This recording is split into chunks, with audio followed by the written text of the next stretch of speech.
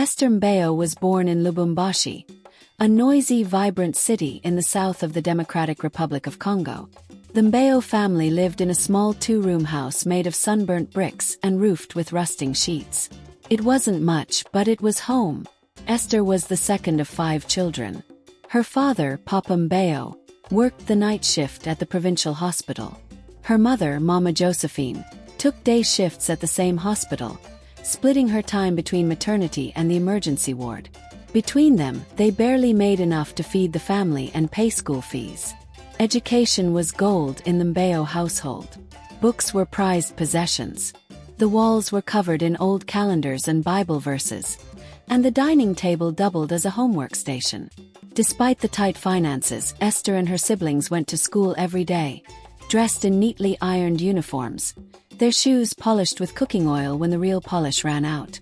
But the real iron hand in the home was Mama Josephine. She was a woman of faith. Every Sunday, she marched her family to church before sunrise. Rain or shine, sickness or health, you went to church.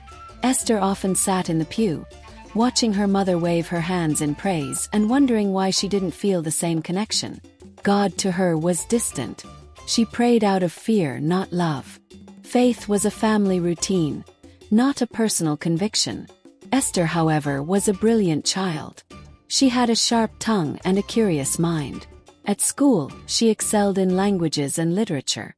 She wrote stories that made her teachers tear up and gave speeches that made the whole school cheer. Her dream was to become a news anchor, the kind who spoke with power and grace on the TV her family couldn't afford. But even in school, she had a mischievous streak.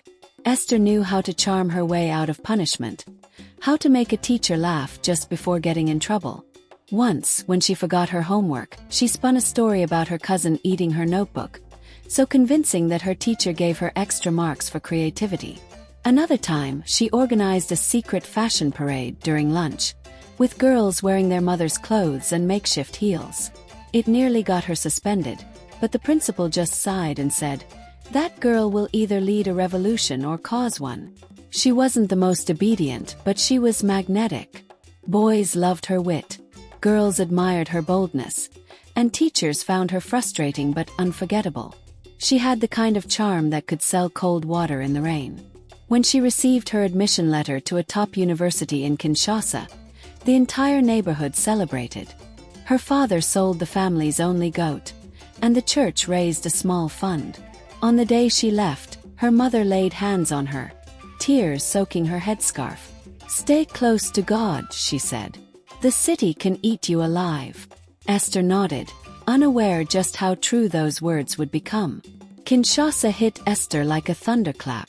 The city was alive in a way Lubumbashi never was. Flashy cars, billboards, music blasting from every street corner. Everyone seemed to be in a hurry, dressed better, walking faster, speaking louder. Her campus dormitory was a worn-down building, but it was filled with colorful people. Her roommate, Rita, was in her second year and immediately caught Esther's attention. Rita wore 24-inch Brazilian wigs, had lashes long enough to create wind when she blinked, and owned 4 perfumes she rotated like a science. She also had a wardrobe full of designer clothes that didn't quite match her known income as a student. Rita was warm and charming. Within a week, she took Esther under her wing. "Girl, you can't be walking around looking like an orphan. This is Kinshasa. Your drip is your identity." Esther laughed nervously. "But where do you get all these things? You don't even work." Rita smiled like she'd been waiting for that question. "I have sponsors. Men who take care of me. You give a little and they give a lot. It's the economy of survival." Esther was shocked at first. Her mother had warned her about this kind of life. But soon she saw how Rita lived. Rita never skipped a meal, never reused an outfit, and was always invited to the best parties. Meanwhile, Esther was surviving on noodles and boiled cassava leaves. The breaking point came when her shoes broke, and she didn't have the money to buy new ones. Rita offered to lend her a pair of heels for a campus event, and from that moment on, Esther slipped deeper into the slay queen life. Esther's transformation wasn't overnight, but it was dramatic. She started with small things, Lip gloss, tighter jeans, longer nails. She watched YouTube tutorials in the dark on how to contour her face, how to flirt without saying too much, how to take selfies that made her look like she lived in a music video. Soon the compliments followed.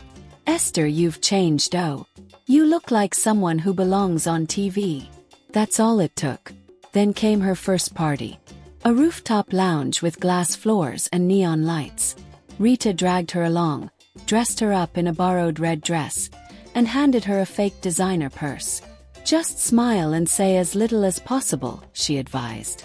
That night, Esther met David, a wealthy importer who thought she was a model. He bought her champagne, complimented her intelligence, and slipped her a wad of cash, just for being delightful. It was more than her father earned in a month. Esther didn't sleep with him that night. But she kept the money. And the number. The door had opened. And she wasn't about to close it. Esther quickly mastered the game. She built a second phone, a second wardrobe, even a second personality. In lectures, she was focused, articulate, and well-dressed in modest clothes. But when night fell, she was a different person. Clubs, lounges, private villas. There she was Star, the nickname her friends gave her because she shined brighter than the disco lights. Her circle expanded. She began traveling on weekends to Durban, Nairobi, and once to Dubai. Esther became a VIP guest in spaces she had only seen on Instagram. She learned the art of seduction, the politics of power, and how to fake affection for money. It was easy. Too easy. Back home, she told her parents she had found a job as a waitress in a boutique hotel. She asked them to stop sending money. "Focus on the younger ones," she insisted, even sending money back home to ease their load. Her parents were proud.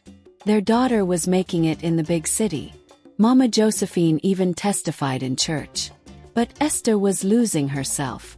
She had abortions she didn't talk about, nights she couldn't remember, and mornings where the emptiness in her chest was louder than the club music. She cried sometimes, but wiped her tears with silk bedsheets. She felt powerful yet always afraid. Once, after a wild night with a married senator in Brazzaville, she looked at herself in the mirror and whispered, "Is this who I am now?" She graduated with honors. Her intelligence had not left her. One of her oldest sponsors offered her a real job at his media firm. She began earning clean money, but her lifestyle didn't change. Her appetite for wealth, attention, and freedom had grown too deep. She began dating a government minister who made her his official side chick. He bought her a house, a car, and a driver. He gave her everything but time. He never spent a night. Just visits, gifts, and quick goodbyes. And she was okay with that. Until the sickness began. It started as a cough. Dry, irritating, persistent. First, Esther ignored it. She had bigger things to think about. A trip to Kigali with the minister, a red carpet event, and the discreet search for a fertility doctor. She had made up her mind. She was going to have his baby. Not to trap him. She didn't want to be a wife, but to secure her place in his life forever. She thought the cough was just fatigue, maybe a leftover from the rainy season. But it lingered. Then came the fever, low-grade but stubborn. She felt tired all the time, her skin losing its glow even under expensive foundation. The minister began to notice, and slowly the visits reduced. He stopped spending the usual hour sipping tea and laughing with her. His texts became brief, then silent. Still she kept pushing, kept partying, kept pretending. Until one morning, she woke up on the bathroom floor, unable to move her legs. She called Karine, another side chick from their exclusive circle of untouchable girls. Karine rushed over and screamed when she saw Esther's body. Thin, trembling, lips dry and cracked. "This is not malaria," she said, dialing a private ambulance. At the hospital, the doctors ran tests. Hours later, a young doctor with a heavy expression walked in. Esther was sitting up, barely, with an 4 in her arm. He sat down quietly, avoiding eye contact. "Miss Mbeo, your blood work came back. Your pneumonia is advanced. But that's only a symptom of what's really going on." Esther blinked. "What are you saying?" "You're HIV positive." And based on your blood count and weight loss, it's progressed to full-blown AIDS.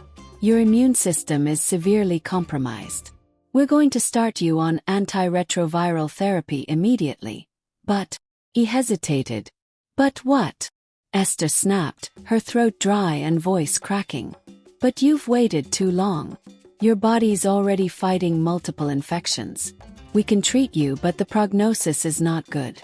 At this stage, we estimate a few weeks. Maybe a couple of months if your body responds to the drugs. The world didn't stop spinning, it collapsed. She stared at the doctor as if he were speaking another language. No. No, you must have mixed up the blood. That can't be me. I'm afraid it is, he said gently. It was only then she noticed her fingers trembling uncontrollably. The doctor left her alone, promising a counselor would come speak with her. But Esther didn't hear another word. She stared out the window, numb. Few weeks. How could a few nights of pleasure cost her the rest of her life? Karine came the next morning, bringing makeup and flowers to cheer her up. But when she saw Esther hooked to oxygen and struggling to sit up, she quietly set everything aside and began crying. I thought we were smart, Karine whispered. I thought we were careful. Esther wanted to comfort her, but she had nothing left to give. Days passed. The minister didn't come. None of the men did. When she was discharged, she could no longer walk without help. Karine helped her pack a few things, then called her mother. There was no hiding it anymore. Esther returned home to Lubumbashi, not in a plane or a private car, but in the back seat of a rented taxi. Her wig had thinned out. Her body was frail. Her skin lost its glow. When she stepped through the gate of her childhood home, her little siblings stared in shock. Her mother came running and stopped short. For a moment no one spoke. Then Mama Josephine dropped to her knees and cried like a woman who had just been told her daughter died. In a way she had. They laid Esther on a reed mat under the mango tree behind the house. The weather was warm. Fresh air helped her breathe easier. She couldn't eat much. Could barely talk. Each day blurred into the next. Until the woman came. The days passed like slow shadows. Esther lay on the reed mat beneath the sprawling mango tree in her parents' backyard. Too weak to rise, too tired to fight. The world around her seemed to shrink to just that small patch of earth and the rough bark above her. The sun warmed her face during the day, and the cool night air whispered through the leaves. But loneliness was a constant companion. Her mother, siblings, and Karine came and went like shadows themselves, faces heavy with sorrow, eyes always on the brink of tears. One late afternoon, as the golden light softened and stretched long shadows across the yard, Esther heard footsteps. She tried to turn her head, but her body resisted. A woman appeared at the edge of the mango tree's shade. Not a nurse, not a friend she recognized, just a stranger. She was simple in dress, a plain dress that seemed woven from soft light rather than cloth. Her skin was smooth and radiant, her hair a cascade of gentle curls framing a face that somehow felt both ordinary and otherworldly. But it was her eyes that held Esther's gaze, calm, deep, and shining with a kind of peaceful fire. The woman came closer, slow and sure, until she knelt by Esther's side. I heard you were sick, the woman said, her voice like a melody that seemed to reach into the corners of Esther's heart where no light had been for a long time. And I came to see you. Esther wanted to speak, but her throat was dry and her voice a fragile thread. The woman smiled, a smile full of warmth that seemed to wrap around Esther like a blanket on a cold night. I know your story, she said softly. The pain you carry, the mistakes you've made, the roads that led you here. Tears began to well up, and before she could stop herself, Esther spoke, words spilling out like a flood. I was careless. I thought I was in control, but I wasn't. I chased after things I didn't need, I lied to my parents, I destroyed my body, my soul. I'm dying because of me. I deserve this. The woman reached out and gently took Esther's hand. Her touch light but powerful, like a healing balm. God does not give up on you. You are not defined by your past. Esther looked into those eyes again, searching for doubt, for judgment, but found none. The woman continued. You were made for more. You have gifts, Esther. A fire inside you that was dimmed but never extinguished. The enemy tried to snuff it out, but now there is a chance for you to rise. The woman's voice dropped to a whisper. Even now on this bed, your life can be renewed. It is not too late. Esther shook her head weakly.